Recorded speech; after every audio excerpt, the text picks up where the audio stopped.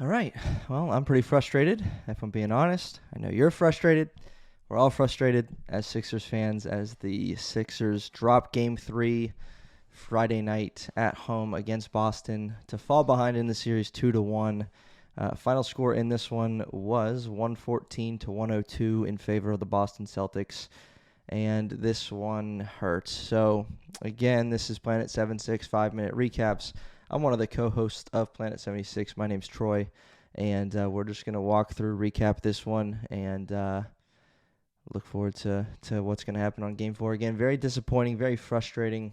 If you're the Sixers, if you're a Sixers fan. So the pregame stuff was just simply amazing. I do want to start there. Joel Embiid in his MVP ceremony was remarkable, showed a lot of emotion, just a special time. And as he got to speak and his son came out to greet him, really, really cool moment. But that's about it from tonight. That was good. So Celtics started hot. Again, they went like 5 or 6. They went 4 for 4 from 3 to start. There's a surprise to nobody. This team just doesn't like to miss against the Sixers. Sixers were sloppy early and often, though somehow, some way, they were up 1 at the end of the first quarter, 29-28. Sixers scored just 21 points in the second quarter, making it a score of 57-50 heading into halftime. There was a lot of effort plays were made by the Celtics and won tonight, which is unacceptable. Sixers didn't come to play. A lot of them didn't.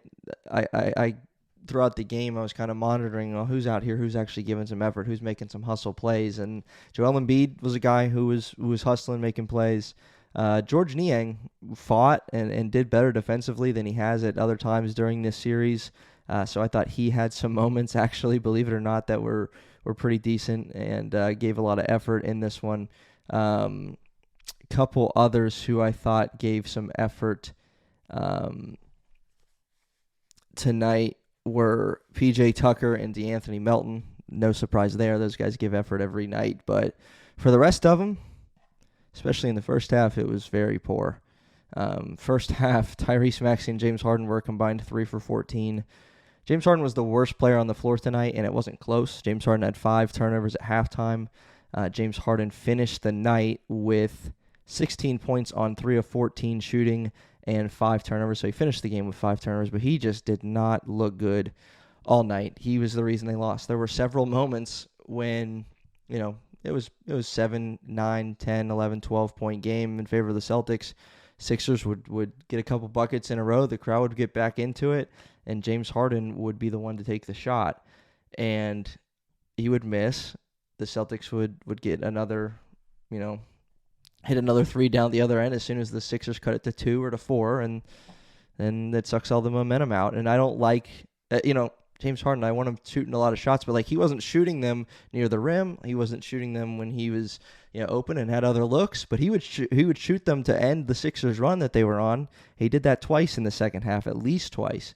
There was a sequence where, again, we cut it to 2, and Harden finally decides to shoot. He misses. Horford hits a 3. Harden gets a foul, or Harden gets the ball again, so this time we're down 5 in the midway through the third quarter.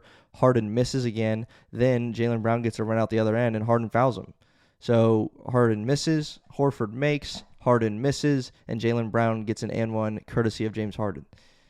That happened more than once tonight. Kind of sequences like that where you're like, man, if he wasn't on the floor right now, who knows what would be happening. But very strange and just a terrible performance. He shot 3 for 25, I think, the last 2 games from the field. Completely unacceptable after game 1, 45-point performance. He single-handedly won game 1, and he might have just lost the game tonight. Again, he was the worst player on the floor for the Sixers. 114-102 loss to the Boston Celtics. Sixers entered the fourth quarter down 9, and the worry, obviously, was that Embiid was going to the bench and Harden was coming back in. Sixers did cut it to 5-6, maybe 4 even at one point, and just couldn't get easy buckets. Boston continued to get buckets. Boston continued to have big answers. Horford had a huge 3. He had 5 on the night, which is just terrible. You hate saying it. He was 5 for 7 from 3 for 17 points, 7 boards. Jason Tatum had 27. Jaylen Brown had 23 on 8 of 18. He didn't make a 3 in this one. Celtics shot the ball 16 for 45 from 3. Sixers were 16 for 37. So we outshot them from 3. Percentage-wise, made the same amount, and yet still couldn't get the job done. Pretty upsetting. Obviously, after 3 games in a series, one team is going to be up 2-1 unless it's 3-0. And Sixers, after taking Game 1, dropped the next 2.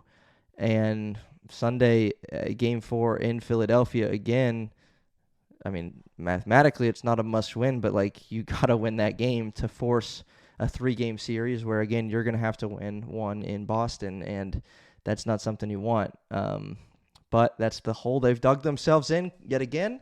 Stop me if you've heard this before, but the Sixers are in a little bit of danger in round 2, as they have been for every year. So in recent memory, except for the one round in the bubble where they lost in the first round to the Boston Celtics. So just upsetting. Sixers had a chance to get back in this one. They fought a little bit more toward the end, some hustle, but again, there were some huge moments. Robert Williams got a huge rebound. Marcus Smart made hustle plays, of course, even though we dislike Marcus Smart a lot.